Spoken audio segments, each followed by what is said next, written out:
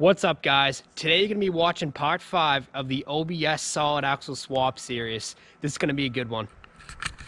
In the last video, you saw the removal of the TTB axle. In this video, you're going to see the installation of the Dana 60 solid axle. Freshly rebuilt. Thing looks pimped. We're going to kick it off by installing some suspension.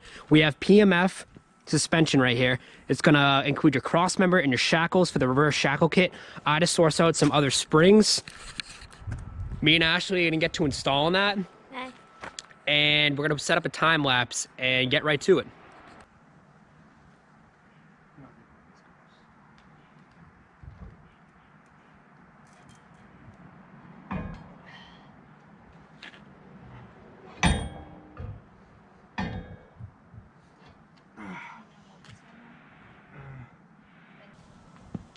Keep an eye on this last hole.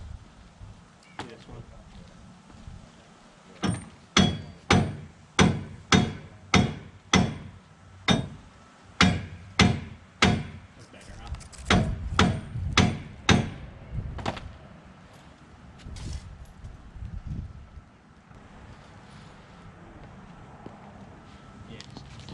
You hold that side. That's all I need you to manage. Yeah, you got that side? Okay. You just bring it down. You can kneel on that pad if you want. Yeah, come toward me. Just try to drag.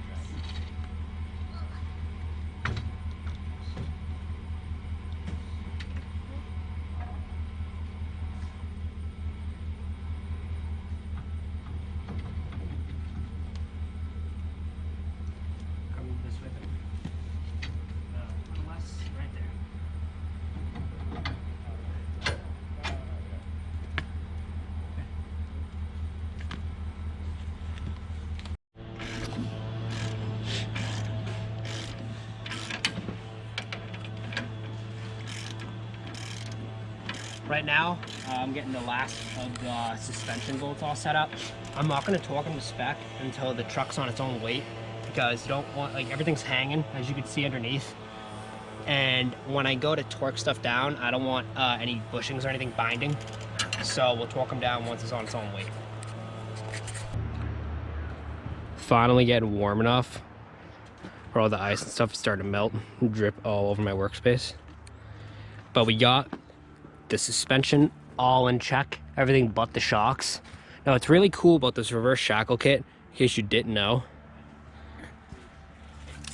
is our shackle goes right there. Then you got our spring, and it attaches to the cross member, basically right to the frame. That way, when a bump hits, it's gonna let that shackle kind of articulate the bump, unlike our factory suspension pile here. On this, we're looking at the front end. That's our shackle. Then it goes to the hanger. So every time we're hitting with a bump, this shackle isn't really letting it articulate and bend, giving us a really crashy ride. That setup should be far more superior. Now,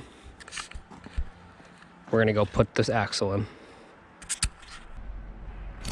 The axle right now is on a little square dolly. We're gonna roll it underneath the truck. It's kind of a big object. My goal was basically get it under there and jack it up side by side on jack stands with a third one underneath the pumpkin itself so it doesn't roll or anything. It's just gonna be a real slow process, walking it up and pretty much catching the alignment pin right on the bottom of the spring. I don't know if you can see it. There it is. So real slow, coming up, resting on jack stands, jacking it up. We're in for it.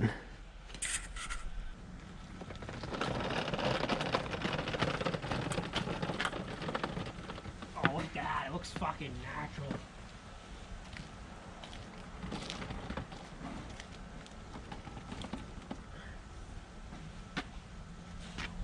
Looks pretty sweet, huh?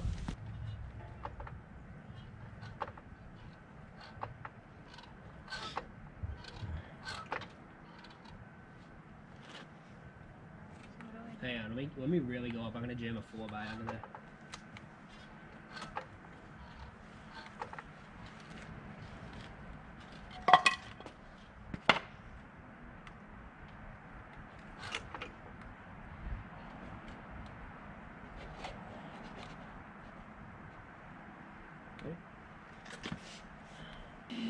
boys, there's a Dana 60 underneath my truck. That looks pissa. That looks so awesome under there. Everything's finalized. I haven't torqued anything down. We just got everything bolted in place. Check out that brachiometry. That's my track bar. That's basically to stabilize the axle, lateral movement, vibrations and whatnot. Everything's bolted in.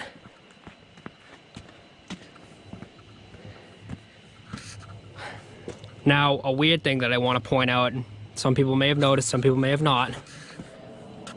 That's a flip U-bolt kit. On the stock one, the nuts are going to be on the bottom, but for this application, I couldn't find any of the brackets and stuff for the F350 axle. So what I had to do is notch that out in order to have something to grab onto. And then you use this top plate, and that's how you're going to nut everything together. Kind of inconvenient though, because that had me scratching my head a little bit. Otherwise, everything went together really good. Now it's just a matter of getting the calipers on, getting the drive shaft on, if it's even gonna fit. We don't know that yet. And then the steering linkage. Let's get her done. Earlier I had mentioned the steering linkages go on the truck. Well, take a look at this. You're gonna think this is pretty neat. We've got two steering linkages here. That is a stock F350 one for the Dana 60. And this one is aftermarket. That's by Carrick Customs, and it's got some pretty cool features.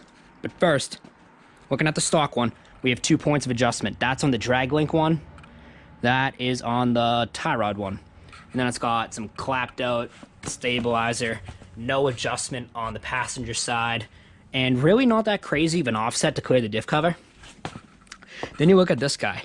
This thing is heavy duty. Put them side by side.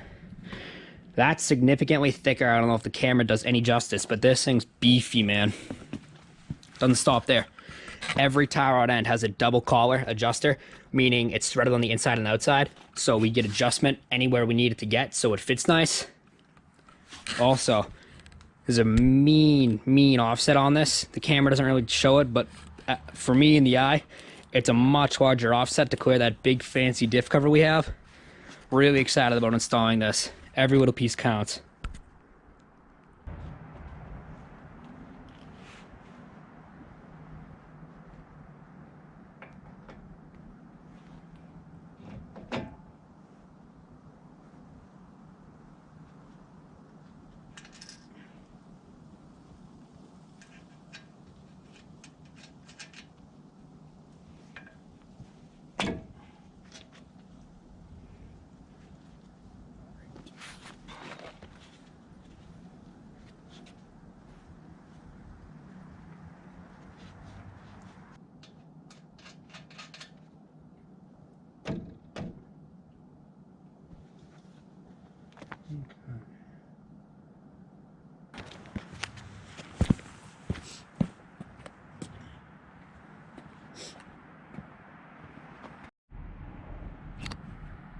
So I got everything assembled.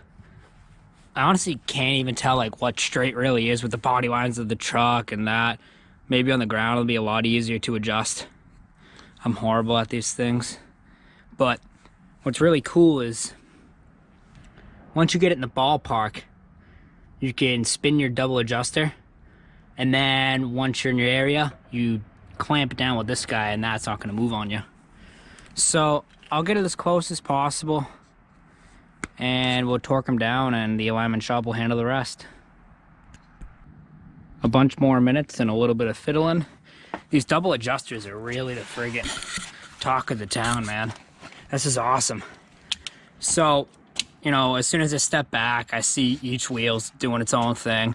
And then I mark the steering wheel on center because, going off track here, but I did do a box. See the little red top on it? So I did a box, so I marked the center of my wheel. And I'm just trying to get everything to talk to each other nice.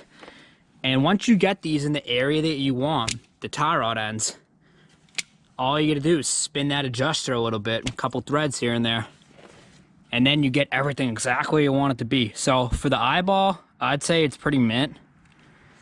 And then we're just gonna lock that down, put our grease caps in, torque that casting nut to spec, and stick our cotter pins in, and so we're ready to put it on the ground.